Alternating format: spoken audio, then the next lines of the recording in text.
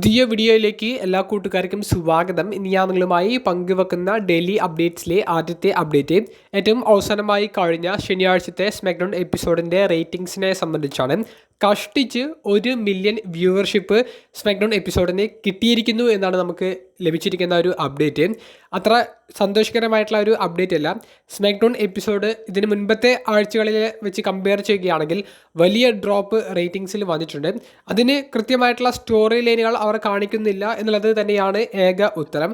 ഈ 1 million viewership കിട്ടാനുള്ള കാരണം ജോൺസണയുടെ അവസാന എതിരാളിയെ കണ്ടുപിടിക്കുന്ന ടൂർണമെൻറ്റിൻ്റെ ഫൈനൽ മത്സരം ഗന്ധർ വേഴ്സസ് എൽ എ തമ്മിലുള്ള മത്സരം സ്മാക്ഡൗണിൽ വെച്ചതുകൊണ്ട് മാത്രമാണ്. അല്ലെങ്കിൽ 1 മില്യന് താഴത്തേക്ക് ആ റേറ്റിംഗ്സ് പോകുമായിരുന്നു.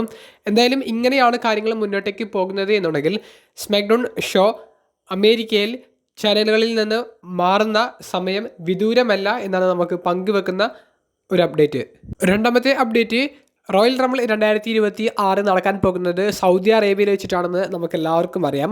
അതിന് തലേ ദിവസം നടക്കുന്ന സ്മാക്ഡൗൺ എപ്പിസോഡിൽ അതിൻ്റെ ഒരു ഒഫീഷ്യൽ പോസ്റ്റർ WWE നിലവിൽ പുറത്തേക്ക് വിട്ടിട്ടുണ്ട്. അതിൽ സൂപ്പർ താരമായ റാൻഡി ഓർട്ടനെ അഡ്വർടൈസ് ചെയ്യുന്നുണ്ട് എന്നുള്ളതാണ് നമുക്ക് മനസ്സിലാക്കാൻ സാധിക്കുന്നത്. മറ്റ് സ്റ്റാർസൊക്കെ സ്മാക്ഡൗണിൽ നിരന്തരമായി നമ്മൾ കാണുന്നവർ തന്നെയാണ്. അപ്പോൾ റോയൽ റംബിൾ പ്രീമിയം ലൈവ് ഇവൻറ്റിൽ റാൻഡി ഓർട്ടന് പ്രധാനമുള്ള ഒരു മത്സരം നടക്കാൻ സാധ്യത ഉണ്ടെന്ന് ഇപ്പോൾ മനസ്സിലാക്കാൻ സാധിച്ചിട്ടുണ്ട്. മൂന്നാമത്തെ അപ്ഡേറ്റ്, TNA റെസ്ലിംഗും WWEയും തമ്മിലുള്ള വർക്കിംഗ് റിലേഷൻഷിപ്പിനെ സംബന്ധിച്ചുള്ള ഒരു അപ്ഡേറ്റ് ആണ്. TNA റെസ്ലിംഗ് 2026 അടുത്ത വർഷം അമേരിക്കയിലെ ഒരു പ്രമുഖ ചാനലിലേക്ക് അവരുടെ വീക്ക്ലി എപ്പിസോഡ്സും ഷോസും മാറുന്ന ഒരു അപ്ഡേറ്റ് ഞാൻ കഴിഞ്ഞ കുറച്ച് ദിവസങ്ങൾക്ക് മുൻപ് പങ്കുവച്ചിട്ടുണ്ടായിരുന്നു. ആ ഒരു അപ്ഡേറ്റ് പുറത്തേക്ക് വന്നതിന് ശേഷം WWEയുമായിട്ടുള്ള വർക്കിംഗ് റിലേഷൻഷിപ്പ് TNA റെസ്ലിംഗ് ഇനി മുന്നോട്ടേക്ക് കൊണ്ടുപോകുമോ എന്നുള്ളത് ചില കൂട്ടുകാർ സംശയം പോലെ പ്രകടിപ്പിച്ചിട്ടുണ്ടായിരുന്നു. നിലവിൽ നമുക്ക് ലഭിക്കുന്ന ഒരു അപ്ഡേറ്റ് ഫൈറ്റ്ഫുൾ സെലക്ട് എന്ന വെബ്സൈറ്റ് റിപ്പോർട്ട് ചെയ്യുന്നത് അനുസരിച്ചാണെങ്കിൽ TNA റെസ്ലിംഗിൻ്റെ ബാക്ക് സ്റ്റേജിൽ ഉള്ളവർ നിലവിൽ ഇപ്പോൾ പോയിക്കൊണ്ടിരിക്കുന്ന ഈ വർക്കിംഗ് റിലേഷൻഷിപ്പ് NXT ബ്രാൻഡിലെ റെസ്ലേഴ്സൊക്കെ വന്ന് TNAയിൽ മത്സരിക്കുന്നതും TNA റെസ്ലേഴ്സ് NXTയിൽ പോയി മത്സരിക്കുന്നതിനെ സംബന്ധിച്ചും നല്ല പോസിറ്റീവിലാണ് കാര്യങ്ങൾ എടുക്കുന്നത് എന്നാണ് മനസ്സിലാക്കാൻ സാധിക്കുന്നത്. ഒറ്റവാക്കിൽ പറഞ്ഞാൽ TNA റെസ്ലിംഗ് WWEയുമായിട്ട് ഇപ്പോൾ ഉണ്ടാക്കിയിട്ടുള്ള മൾട്ടി ഇയർ ഡീല് അത് ഈ അടുത്തൊന്നും അവർ അവസാനിപ്പിക്കില്ല എന്നാണ് നമുക്ക് മനസ്സിലാക്കാൻ സാധിക്കുന്നത്.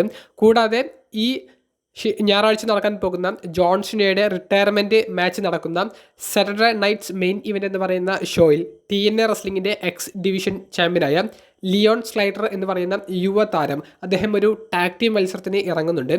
ലിയോൺ സ്ലൈഡറും NXTയിലെ യുവതാരങ്ങളിൽ ഒരാളായ ജിവോൺ എവൻസും ടീം ആയിക്കൊണ്ട് WWEയുടെ വേൾഡ് ടാഗ് ടീം ചാമ്പ്യന്മാരായ AJ സ്റ്റൈൽസ്, ഡ്രാഗൺ ലീ തുടങ്ങിയവർക്കെതിരെയാണ് ടാഗ് ടീം മത്സരം കളിക്കുന്നത്.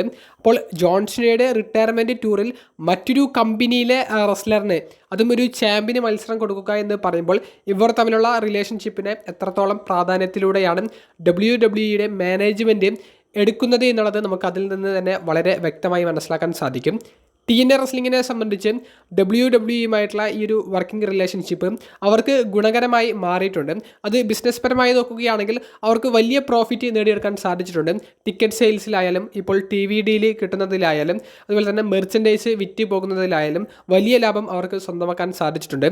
WWEയെ സംബന്ധിച്ച് ഇവർക്ക് കിട്ടുന്ന ഒരു പ്രോഫിറ്റ് എന്താണെന്ന് വെച്ചാൽ പുതിയ താരങ്ങളെ കിട്ടുന്നു.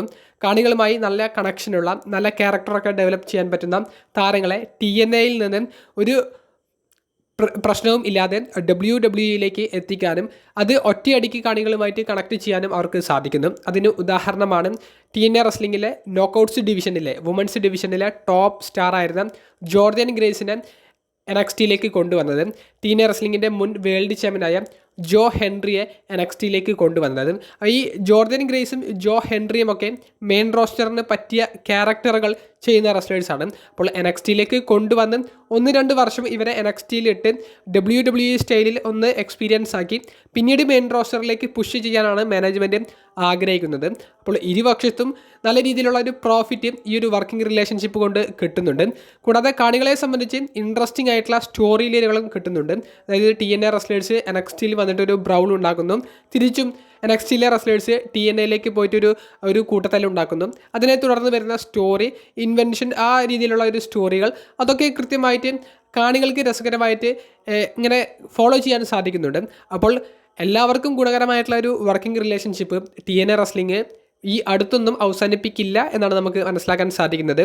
ഇരുവശത്തും പോസിറ്റീവായിട്ട് തന്നെയാണ് കാര്യങ്ങൾ മുന്നോട്ടേക്ക് പോകുന്നത് എന്നുള്ളതും മനസ്സിലാക്കാൻ സാധിക്കുന്നുണ്ട്. നാലാമത്തെ അപ്ഡേറ്റ് സൂപ്പർ താരമായ ജോൺസണയെ സംബന്ധിച്ചാണ്. ഇന്നലെ ജോൺസനെ കൊടുത്ത ഇൻ്റർവ്യൂവിൽ WWE ജോൺസണയുടെ കരാറ് 5 വർഷത്തേക്ക് കൂടി ജോൺസന പുതുക്കിയിരിക്കുന്നു എന്നുള്ള സന്തോഷകരമായിട്ടുള്ള ഒരു അപ്ഡേറ്റ് ആണ് സീന പങ്കുവച്ചത്. അപ്പോൾ ജോൺസന സൈൻ ചെയ്തിട്ടുള്ള ഒരു കോൺട്രാക്റ്റ് ഒരു അംബാസഡർ എന്നുള്ള ഒരു റോൾ ചെയ്യാൻ വേണ്ടിയിട്ടാണ്.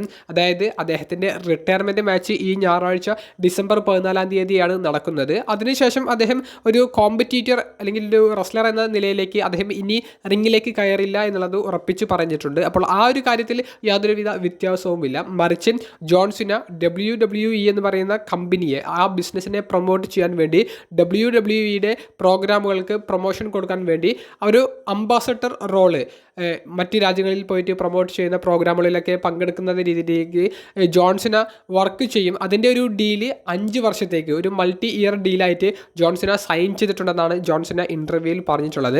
അപ്പോൾ ഈ ഒരു ബിസിനസ്സിനെ വിട്ട് ഒന്നടങ്കം ജോൺസന മാറി നിൽക്കുന്നില്ല. അദ്ദേഹം ഒരു കോമ്പറ്റീറ്റർ, ഒരു റെസ്ലർ എന്ന നിലയിൽ മാത്രമാണ് ഈ റിട്ടയർമെൻറ്റ് മാച്ച് കളിച്ച് മാറി നിൽക്കുന്നത്. ജോൺസന റിട്ടയർമെൻറ്റ് മാച്ച് കളിച്ച് പോയാലും അദ്ദേഹത്തിൻ്റെ സെഗ്മെൻറ്റുകളൊക്കെ നമുക്ക് പ്രതീക്ഷിക്കാവുന്നതാണ്. ഒരു റെസ്ലർ എന്ന നിലയിലേക്ക് ഇനി റിങ്ങിലേക്ക് കയറില്ല എന്നുള്ളതാണ് സീന പങ്കുവെക്കുന്നത്. ഏറ്റവും അവസാനമായി പങ്കുവെക്കുന്നത് ഇതേ ഇൻ്റർവ്യൂവിൽ ജോൺസന ബ്രോക്ക് ലെസ്നർ എന്ന മറ്റൊരു സൂപ്പർ താരത്തെ സംബന്ധിച്ച് പങ്കുവെച്ച ഒരു അഭിപ്രായമാണ്. ഇന്നലെ രാത്രി ഒരു ഷോർട്ട് വീഡിയോയിലൂടെ ഇതിൻ്റെ ഒരു സൂചന ഞാൻ നൽകിയതാണ്. അതിൻ്റെ കൂടുതൽ ഡീറ്റെയിൽസിലേക്കാണ് കടക്കുന്നത്. അപ്പോൾ ബ്രോക്ക് ലെസ്നർ എന്ന് പറയുന്ന താരത്തെ സംബന്ധിച്ച് ചോദിച്ചപ്പോൾ ബ്രോക്ക് ലെസ്നർ അത് ലോകത്തിൽ ഒന്നേ കാണൂ, അത് ഒരാളേ ഉള്ളൂ, ഇനി അങ്ങനെ ഒരു താരം വരില്ല എന്നൊക്കെ പറഞ്ഞ് ബ്രോക്ക് ലെസ്നറിനെ നല്ല രീതിയിൽ ജോൺസന പൊക്കിയടിക്കുന്നുണ്ട്.